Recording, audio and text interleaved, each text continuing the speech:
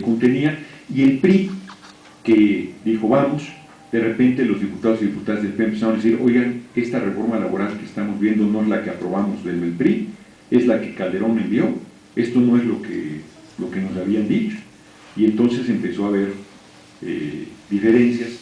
Al inicio solo dos diputados sindicalistas del PRI dijeron no la apoyamos, ¿no? Y luego ya empezó toda la presión y empezaron a hacerse para atrás algunos líderes sindicales priistas que, fíjense, lo que es la vida.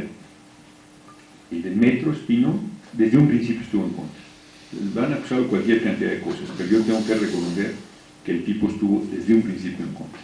Y el otro es para sorprenderse más, porque es un charro, pero golpeador en serio, es un hiper, ¿no? Es uno de lo peorcito que hay. Y estuvo en contra desde un principio Víctor Flores, el de los ferrocarrileros. Es un matón el cabecilla y estuvo en contra. Se plantó. A diferencia de otros, fue Monroy de la CTC del Estado. Ellos se plantó, desde un principio dijeron, eso no va, ¿no? Y los otros ahí andaban acomodándose, se abrió el debate, se dividió el PRI y entonces no pasó la reforma laboral. Luego se atravesó Semana Santa y la Cámara decidió, nosotros votamos en contra, pero la Cámara decidió que eran días de recogimiento la Semana Santa y que por lo tanto no tendríamos ninguna sesión. Y no hubo sesiones durante esa semana. Pero el viernes previo a Semana Santa hubo una reunión de un grupo que no representaba nada, pero que se planteó aprobar la Ley de Seguridad Nacional, reformas a la Ley de Seguridad Nacional. Esa, cuando Jaime Cárdenas, que estuvo en la reunión, me comentó, nos pararon los pelos porque era militarizar el país, que va de la mano con esto de la reforma laboral. Por un lado, acabar con los derechos de los trabajadores, vulnerar los sindicatos, lastimar lo que se había llegado de conquistas, y por otro lado, avanzar en instaurar un Estado militar, ya un estado de excepción en México. Esas reformas a la Ley de Seguridad Nacional que intentaron la última semana de sesiones después de Semana Santa, que fue la última semana de abril, buscaba varias cosas. Miren, está el país militarizado y ensangrentado. Calderón llamó a una guerra, que luego dijo que no era guerra y luego volvió a decir que sí, ¿no? Ahora que se comparó con Churchill, volvió al tema, ¿no? Y fue para buscar legitimidad porque él no ganó las elecciones y fue impuesto de manera incorrecta, ¿no? Abusiva, arbitraria. Entonces, desde un principio abrió toda esta mal llamada guerra contra el narco, y el problema que existe es que él es parte de uno de los grupos del narco. Léanse el libro de Nabel Hernández, Los Señores del Narco, y ahí se acredita que está vinculado al grupo del Chapo Guzmán, y que García Luna, el secretario de Seguridad Pública, está vinculado no solo al Chapo, sino a los secuestradores, a los grupos secuestradores de este país, son de los criminales más peligrosos. ¿Perdón? Pues tienen muy buenos vecinos. Entonces, la casa de 20 millones está aquí. ¿Ves? Qué cosas. Yo ni la conocía más que en foto. Entonces, lo que buscaban era la militarización del país con el pretexto de la guerra contra el narco. Y hay gente que dice, no, es que eso ya está, ya el estado de sitio ya está. En Juárez, después de las 10 de la noche, la gente no sale. No, eso es otra cosa. Hay graves violaciones a derechos y garantías constitucionales con la militarización del país, con los retenes militares, con los allanamientos sin orden judicial, con las detenciones sin orden judicial, pero desde la Segunda Guerra Mundial no se suspenden derechos. Suspensión de derechos, ¿qué implica? Suspensión de derechos es que no tienes ningún derecho. O sea, no tienes derecho a libre reunión, no tienes derecho a libre manifestación, no tienes derecho a libre tránsito. A las 10 de la noche es toque de queda y quien sale, en el mejor de los casos lo aprenden, en el peor de los casos puede perder la vida. O sea, eso es suspensión de derechos. Es una cosa muy fuerte. Pueden allanar tu casa sin orden judicial, pueden detenerte sin orden judicial, pueden retenerte más allá del plazo constitucional de detención. Es una cosa gravísima. La ley sí prevé esa posibilidad. La Constitución establece en su artículo 29 que si hay una alteración grave del orden y la paz pública, se puede suspender derechos, pero quien tiene que pedir la suspensión de derechos es quien esté en la presidencia, apoyado por su gabinete. Si uno solo del gabinete no le firma, no puede solicitar la suspensión, fíjense de qué tamaño es, y se le solicita al Congreso.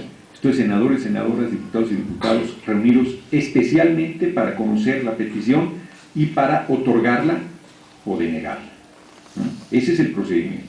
Entonces, si Calderón quisiera, por ejemplo, ahora que no quiere elecciones en Michoacán, dicen que el candidato único es una mentira, lo que quiere es suspender las elecciones en Michoacán e imponerles a un empresario, porque imponer a su hermana está un poco más difícil, quería pero no puede, entonces meter a un empresario y decidir una cúpula por el pueblo de México completo, bajo el argumento, bajo el pretexto de que no hay condiciones para la elección en Michoacán, ¿no? Si no puede mantener la paz pública en Michoacán, pues entonces que renuncie, ¿no? O sea, no, en vez de suspender elecciones, lo que tiene que hacer es irse.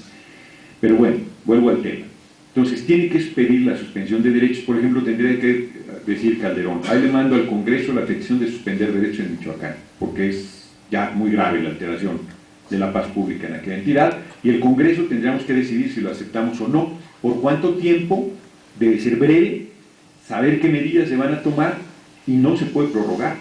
Si decidiera una vez vencido ese plazo que debe seguir la suspensión, debe volverlo a solicitar.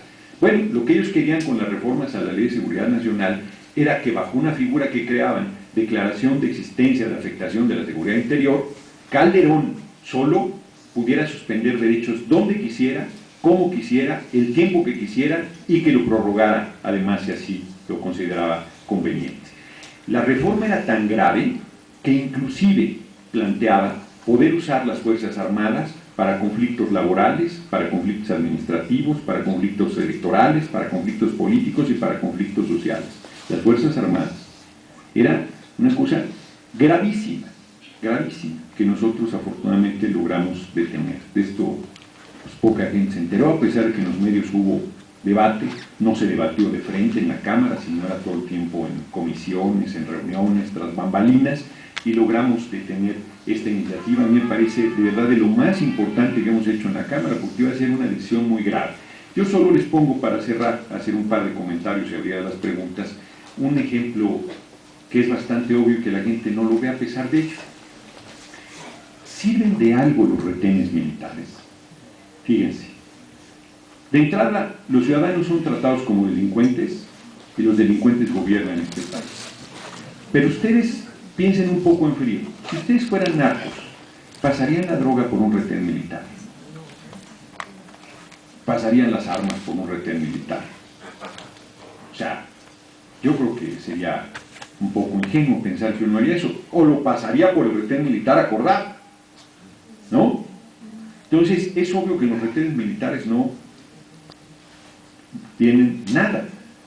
Pero además el artículo 16 constitucional dice que nadie puede ser molestado, subrayo, ya no digo revisado, molestado, en su persona, domicilio, papeles o posesiones de un auto, por ejemplo, sino en virtud del mandamiento escrito de la autoridad competente que funde y motive la causa legal del procedimiento, que no quiere decir otra cosa que para revisar mi auto tienen que traer un documento que diga que lo van a revisar y las razones de por qué lo van a revisar.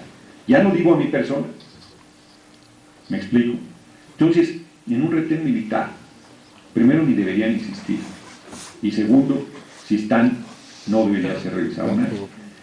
A mí nunca me han revisado en un retén militar, y no nací diputado, para los que van a decir, claro, porque eres diputado, no nací diputado y espero no morir diputado.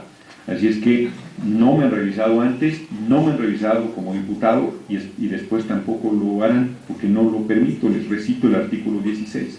Entonces me responden, el artículo 89 constitucional en su fracción sexta dice que el presidente de la República puede usar a las Fuerzas Armadas. Digo, mira, primero, ese ni es presidente, se robó la presidencia. Pero aunque fuera presidente, el que puede usar a las Fuerzas Armadas dice cómo. El 129 dice que en tiempo de paz ustedes deben estar en los cuarteles, y el 29 dice que los únicos que podemos autorizar suspensión de derechos somos el Congreso, y no nos lo han solicitado. Así es que este retén es ilegal. Y ahí empieza una larga discusión, regularmente de no menos de media hora, ¿no? Con mucha presión, y al final, pues no me revisan, porque es, pues no, lo voy a permitir, punto, ¿no? No lo voy a permitir, punto. No digo que no se pare uno en el retén, no me paro, que tal, y en el momento digo, voy a revisar, no vamos a revisar nada, ¿no? Porque es ilegal, punto. Oiga, déjeme hacer mi trabajo. No, si tu trabajo es violar derechos, el mío no lo violas.